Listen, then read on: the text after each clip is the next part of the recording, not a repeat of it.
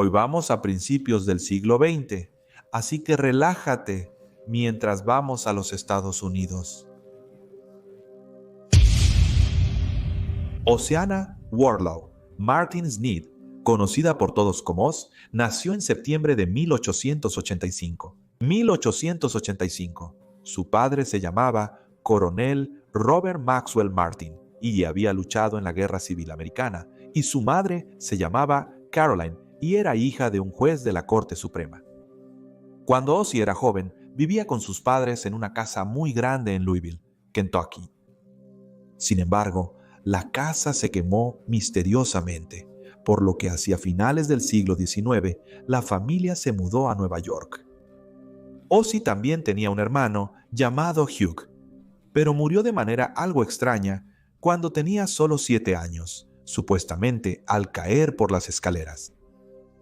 Su vida estaba asegurada y tras el desafortunado accidente, la compañía de seguros pagó a los padres de Ozzy $22,000, por lo que todos se mudaron a Manhattan. Sin embargo, la tragedia los siguió y poco después de llegar a su nueva casa. El padre de Ozzy murió en circunstancias igualmente misteriosas.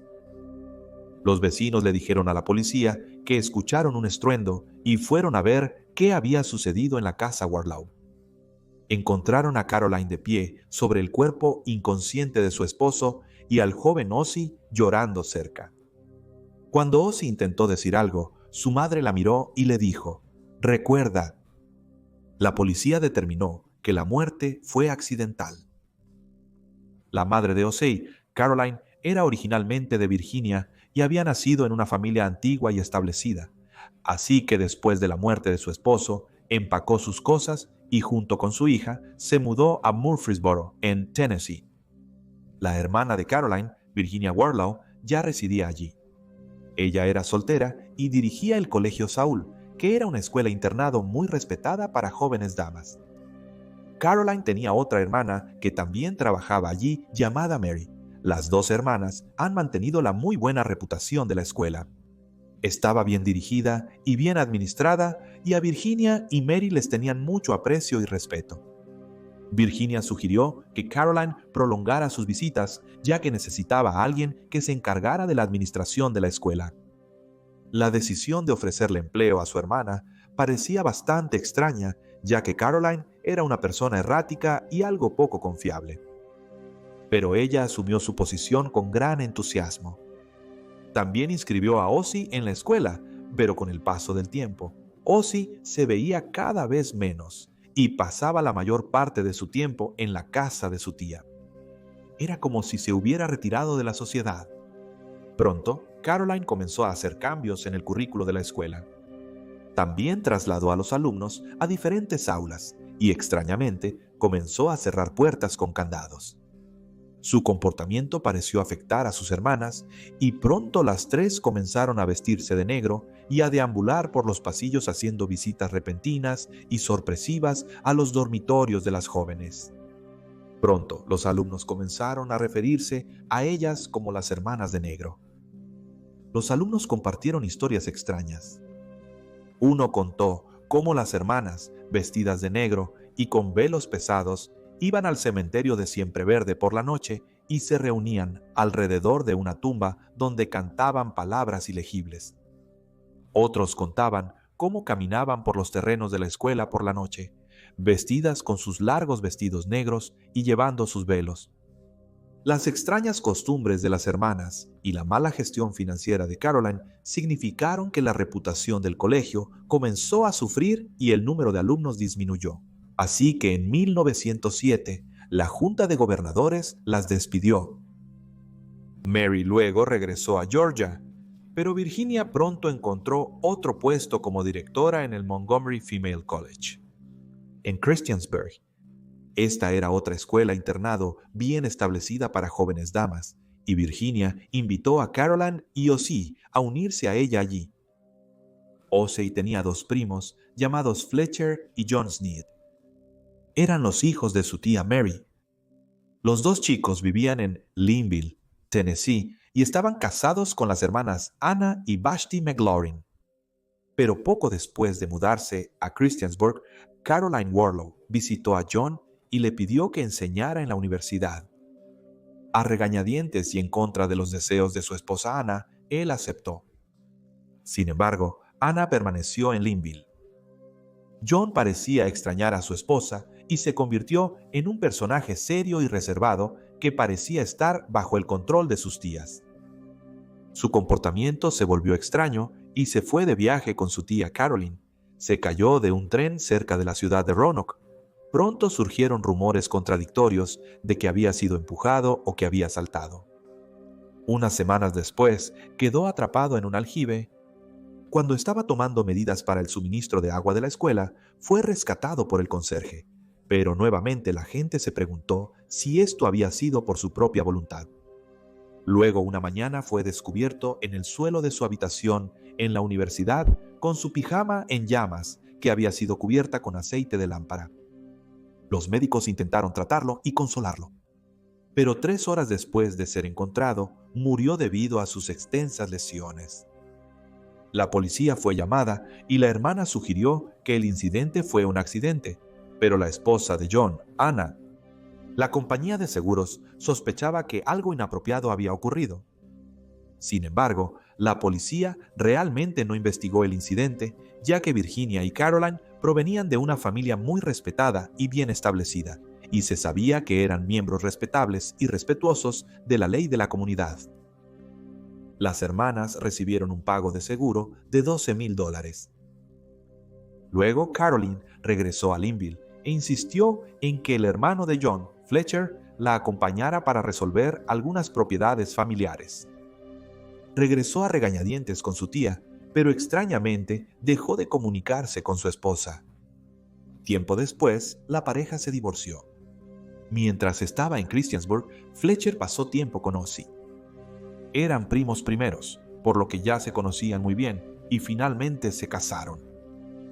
Un año después, Ozzie dio a luz a una hija, pero la bebé fue alejada de ella, y unos días después, su madre le informó que la bebé había muerto trágicamente.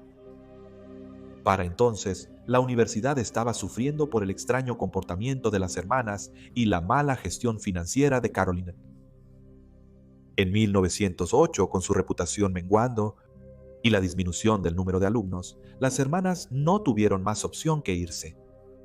Así que empacaron sus maletas y junto con Fletcher y Ozzie se dirigieron a Nueva York. Para entonces, Ozzie estaba embarazada de nuevo. Se fue a vivir con su madre y su tía Virginia en Brooklyn. Sin embargo, Ozzie todavía estaba desconsolada por la pérdida de su hija, y en lugar de ser consolada por su esposo Fletcher, se mudó a Canadá con el pretexto de que tenía una mejor oportunidad de obtener un buen puesto. Su relación con su madre y tías no era buena, y con su dolor por la desaparición de su esposo, su ánimo decayó. Su condición empeoró cuando su madre le dio la noticia de que su esposo Fletcher había muerto en Canadá. Así que su madre, Caroline, llamó a un médico para que la visitara. El médico se llamaba Dr. William Pettit. Llegó a la casa y encontró a una mujer muy enferma y embarazada. Pronto determinó que ella estaba sufriendo de depresión, pero también estaba muy débil y frágil. Estaba desnutrida, algo extraño, y notó que parecía tener miedo de su madre y su tía. El doctor Pettit visitó a Ozzie en varias ocasiones, pero en cada visita descubrió que las instrucciones que había dejado con su madre, quien era responsable de su cuidado, no se seguían y su condición no mejoraba. La familia luego se mudó a una nueva residencia en Nueva Jersey. Ozzie todavía estaba mental y físicamente débil. El doctor Pettit volvió a verla e insistió en que recibiera el cuidado adecuado. Sin embargo, su madre, Caroline, no estuvo de acuerdo con su diagnóstico e informó que ya no requería sus servicios y buscaría la opinión de otro médico. También dejó de pagarle. Ozzie dio a luz a su segundo hijo. El bebé era un niño al que llamó David. Pero las hermanas se lo llevaron a su madre y lo colocaron en un hospital, y cuando se hizo más fuerte, fue a un orfanato. Contactaron a otro médico que también diagnosticó desnutrición y le dio comida a Ozzy, pero nuevamente fue despedido por la madre de Ozzy. Sin embargo, el médico estaba tan preocupado por su bienestar que incluso intentó llevarle comida trepando por una ventana abierta en el piso de arriba, pero su madre y sus tías le dijeron que dejara de llamar. Luego, el médico contactó a un abogado, quien le informó que sería mejor si dejaba de interesarse en Ozzy, ya que si la familia no quería que él visitara, no había nada que se pudiera hacer. La condición de Ozzy empeoró. Su depresión y debilidad empeoraron. Así que las hermanas volvieron a recurrir a los servicios del Dr. Petit. Encontró a la paciente en un estado lamentable y dosificada con grandes cantidades de morfina. Ya no estaba embarazada, y Ozzy logró decirle que su bebé había sido llevado al hospital por su madre. Virginia le dijo al Dr. Petit que debería hacerle saber a Ozzy que estaba muriendo y que debería hacer un testamento. Agregó que lo haría beneficiario y él recibiría $1,000. El doctor rechazó la oferta e instruyó en su lugar que se trajera y metiera hacia una enfermera para cuidar a Ozzy. La enfermera llegó, pero antes de que terminara el día, fue despedida por Caroline. En septiembre de 1909, Caroline contactó a un abogado llamado Julius Caraba y le pidió que ayudara a su hija a hacer un testamento. Cuando llegó el abogado, vio a una joven muy delgada y desanimada acostada en la cama donde su madre y sus tías, vestidas de negro, rezaban por ella. Después de las oraciones, Virginia preguntó a Ozzy si quería hacer un nuevo testamento, a lo que Ozzy accedió, pero el abogado estaba más preocupado por la salud de la joven y aconsejó a las hermanas que le dieran algo de comida y buscaran a un médico, a lo que las hermanas respondieron que no tenían suficiente dinero para ninguna de las dos cosas. El abogado ofreció pagar la comida y el tratamiento, pero las hermanas lo rechazaron. Cuando estuvo a solas con Ozzy, logró decirle que ya tenía un testamento y se lo entregó. Había dejado todo a su abuela. Ozzy se debilitaba día a día. Su vida había pasado de una tragedia a otra y pasaba todos los días en la cama, apenas comiendo. La vida de la bonita joven de 24 años se había desvanecido en una existencia sombría de entrar y salir de la conciencia y recibir dosis innecesarias de morfina por parte de su madre. Caroline, Virginia y Ozzy se establecieron en una casa en la calle Este 14, número 89, East Orange, Nueva Jersey. No había calefacción ni gas para cocinar y el lugar no tenía mucho mobiliario. El 29 de noviembre de 1909, un médico llamado Dr. Horace Simmons fue llamado a la propiedad. Fue recibido por Virginia, quien estaba vestida de negro, y fue llevado arriba al baño. Allí vio a una joven frágil y muy delgada muerta en la bañera. Parecía haberse ahogado. En el suelo había un montón de ropa cuidadosamente doblada con una nota encima que decía: «El año pasado murió mi pequeña hija. Otros seres queridos se han ido antes. He estado postrada con la enfermedad durante mucho tiempo. Cuando leas esto, ya no estaré aquí. No te lamentes por mí. Alégrate conmigo de que la muerte trae un alivio bendito del dolor y el sufrimiento, que son mayores de lo que puedo soportar». La nota estaba firmada: Obotov M. Sneed. El doctor interrogó a Virginia y estaba algo preocupado por sus respuestas despreocupadas. Así que cuando salió de la casa, contactó a la policía e informó sobre las sospechas que tenía respecto a la muerte de la joven. El sargento William O'Neill fue a la casa. Tocó la puerta y fue recibido por una mujer vestida de negro y cubierta por un velo.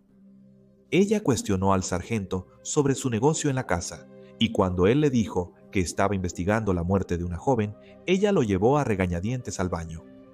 Inspeccionó la escena, luego miró el resto de la casa. Notó la falta de muebles, y cuando fue al salón apenas había comida. El sargento O'Neill interrogó a Virginia, y ella le contó sobre la trágica vida de Ozzy, perdiendo a 2 hijos y a un esposo, lo que la ha sumido en un estado de depresión. Le preguntó cuándo había muerto Ozzy, a lo que ella respondió que había sido ese mismo día, pero el doctor Simmons ya había informado a la policía que ella había estado muerta al menos 24 horas antes de que él llegara. Cuando el sargento le informó sobre los hallazgos del doctor, dijo que ella podría haber muerto el día anterior, ya que había calentado el agua para el baño de Ozzy, pero no la descubrió hasta hoy. Admitió que no había abandonado la propiedad durante ese tiempo y dijo que no tenía ninguna razón para subir al piso de arriba, y a pesar de que este era el único baño de la casa. El sargento O'Neill llevó a Virginia a la estación para interrogarla más a fondo. También envió oficiales a registrar la vivienda.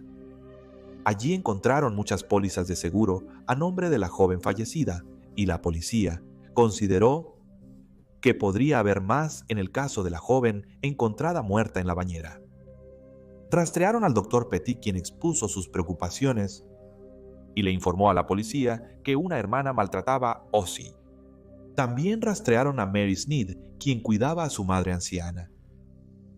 Cuando se publicaron los resultados de la autopsia, mostraron que en el momento de la muerte, Ozzy Sneed había estado sufriendo de desnutrición severa. La nota que había dejado encima de su ropa, en el baño, también resultó ser de interés, ya que los expertos en caligrafía pudieron demostrar que había sido escrita con un bolígrafo y firmada con otro. Al fin, la policía encontró a Caroline, la mamá de Ozzy. Se estaba hospedando en un hotel y estaba registrada bajo el nombre de señora Lidding. Trabajaba en una escuela. Sin embargo, su empleo estaba en proceso de ser terminado, aparentemente debido a incapacidad mental. La policía registró su habitación y encontró más pólizas de seguro y casi un centenar de notas, muy similares a la encontrada con orden de cateo. También hay cartas de compañías de seguros informando a Caroline que las pólizas cesarán, a menos que ella ponga al día los pagos de las primas. Con esta evidencia, las tres hermanas fueron acusadas de asesinato. La prensa pronto se hizo con la historia y fue noticia de primera página. Estaban fascinados por la extraña y trágica vida de Ozzy. Apodaron el caso como el misterio de la bañera. Los periodistas examinarían cada ángulo para intentar obtener los titulares más sensacionales, y uno descubrió que Fletcher Ward Law Sneed, el esposo de Ozzy, quien aparentemente estaba muerto, de hecho estaba vivo y bien, viviendo en la ciudad de St. Catharines, en Ontario, Canadá, y trabajando en un hotel. La policía lo entrevistó, pero concluyó que no tenía ninguna conexión con la muerte de su esposa, Ozzy Sneed. Los periodistas también afirmaron que el contrato de arrendamiento de la propiedad donde Ozzy vivía con su tía expiró el día que ella murió y que se habían contratado 3 pólizas de seguro de vida adicionales el día anterior. Mientras estaba en prisión esperando su juicio, Virginia se negó a comer. Al igual que su sobrina, se volvió más débil y frágil, y el 12 de agosto de 1910 murió en su celda. Su cuerpo fue enviado a Christiansburg, Virginia, para ser enterrado en el cementerio Sunset. En enero de 1911, Caroline Ward Low Martin, la madre de Ozzy, acordó con el tribunal declararse culpable de un cargo menor de homicidio involuntario, y fue condenada a 7 años en la prisión estatal en Trenton, Nueva Jersey. Ella esperaba una corta condena en la cárcel, y se enfureció cuando recibió la condena de 7 años y gritó al juez: «Soy inocente, nunca lastimé a mi hija ni a ninguna otra persona, viva o muerta». 1 año después de su condena, se declaró mentalmente inestable, y el 18 de mayo de 1912 fue trasladada al asilo de Trenton, donde murió el 20 de junio de 1913. El acuerdo de culpabilidad de Caroline significó que su hermana Mary Sneed, quien era tía y suegra de Ozzy, fue absuelta de todos los cargos por una tecnicidad. Luego se mudó a Colorado. Sin embargo, la extraña historia de Mary y la familia no terminó ahí, ya que en 1930, un empleado del First National Bank de Murfreesboro abrió una caja de seguridad que contenía 3 diamantes sueltos, 2 broches de oro incrustados con diamantes, una pequeña bolsa negra y un guante negro de un solo dedo, que tenía una etiqueta con el nombre de Virginia Wardlaw escrito en ella. Finalmente, Mary Wardlaw Sneed salió de su reclusión para reclamar los objetos de valor. En una entrevista con un periódico local, ella dijo que las joyas habían sido robadas por un estudiante a quien afirmó conocer, pero se negó a identificar y sospechaba que esta persona no quería ser descubierta, por lo que las depositó en una caja de seguridad, para que eventualmente fueran encontradas y devueltas. Esta explicación fue descartada por la prensa como un intento de arrojar una luz favorable y simpática sobre el buen nombre de la familia. La prensa especuló que Virginia Wardlaw había colocado los artículos en el banco en un intento de mantener algo alejado de su hermana Caroline. Los artículos se vendieron y los ingresos fueron reclamados por los acreedores de las hermanas. Mary también le dijo a los reporteros que su hermana Virginia era un ángel en la tierra, pero que Caroline había estado loca durante años y debería haber sido llevada a una institución, pero dijo que Virginia pensaba que podía cuidarla, ya que eran una familia orgullosa y distinguida y querían mantener en silencio tales desgracias familiares. Agregó que no consideraba el ahogamiento de O.C. Sneed un asesinato, destacando que en ese momento ella estaba fuera y las únicas personas que sabían exactamente qué pasó ese terrible día ahora estaban muertas. Mary Sneed murió en 1937 a los 87 años. Su hijo Fletcher, quien era el esposo de O.C., dejó Canadá y se fue a vivir a Los Ángeles. Murió el 12 de enero de 1955 a los 79 años. Hola a todos y muchas gracias por escuchar. Como siempre, por favor, dejen cualquier comentario o retroalimentación que puedan tener y los veré en el próximo Briefcase.